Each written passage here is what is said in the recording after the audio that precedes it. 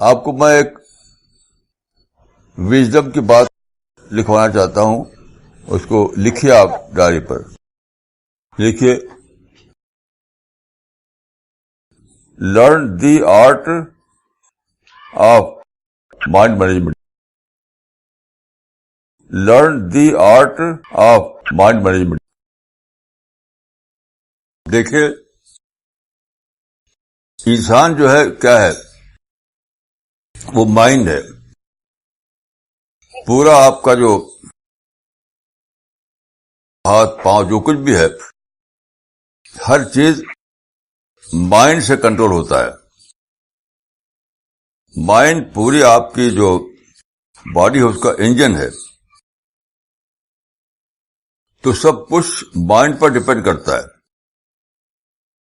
آپ سوچتے ہیں تب بھی مائنڈ سے سوچتے ہیں، بولتے ہیں تب بھی مائنڈ سے بولتے ہیں، دیکھتے ہیں سنتے ہیں تب بھی مائنڈ سے ہوتا ہے. کچھ بھی کرتے ہیں، کچھ بھی تو مائنڈ سے ہوتا ہے. اس کا مطلب یہ ہے کہ اگر آدمی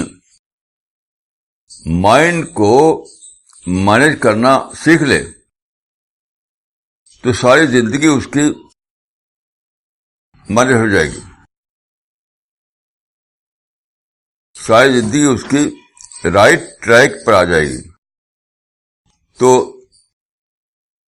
میں جب کوئی ایڈوائس دیتا ہوں کسی کو تو بہت سی باتیں بولتا. کوئی ایک بہت ہی میننگ فل بات جو ہوتی ہے وہی کہتا ہوں. تو آپ جو ہے گھر میں رہتی ہیں، کسی سے ملتی ہیں، اسکول کالج پڑھنے جاتی ہیں،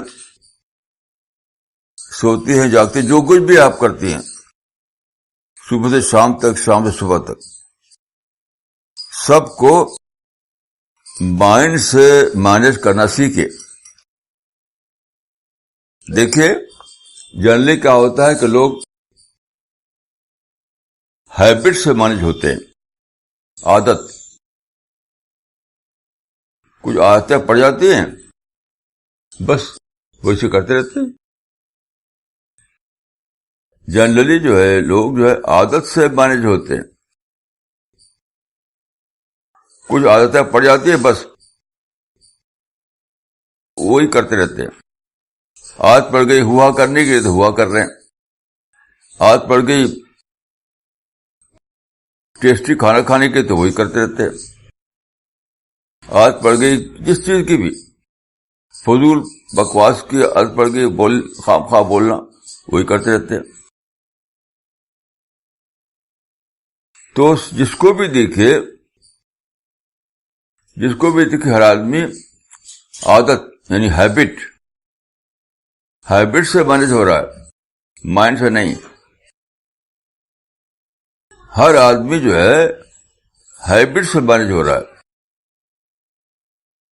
ہیبٹ مطلب عادت. اور یہ عادت کا آخری جو ہے اس کو کہتے ہیں ایڈکشن. یعنی عادت پڑھتے ایڈکشن ہو جاتا ہے. اس کے بغیر آدمی کو چین نہیں آتا. کسی کو مثلا بہت زیادہ بولنے کی عادت پڑ جائے تو جب تک وہ بک نہیں کرے گا ادھر ادھر تب تک اس کو چین نہیں آئے گا. کسی کو پڑ جائے عادت ٹیسٹی کھانا کھانے کی تو جب تک وہ ٹیسٹی کھانا نہیں کھائے گا اس کو لگے گا کھانے نہیں کھایا. کسی کو عادت پڑ جائے گا فیشن کی تو جب تک وہ فیشن نہیں کرے گا اس کو چین نہیں آئے گا. تو یاد رکھیے آدمی جنرلی ہیبٹ سے مینج ہو رہا ہے اور ہیبٹ بڑھتے بڑھتے ایڈکشن بن جاتی تو پھر بدلتا ہی نہیں. پھر وہ تو آپ جو ہے اپنے آپ کو مائنڈ سے مینج کرنا سیکھے. یعنی سوچ کر ہر کام سوچ کر کیجیے. میں اسی کے لیے دعا کرتا ہوں آپ سے کہ آپ کو اللہ تعالیٰ اسی طرح کی زندگی عطا فرمائے.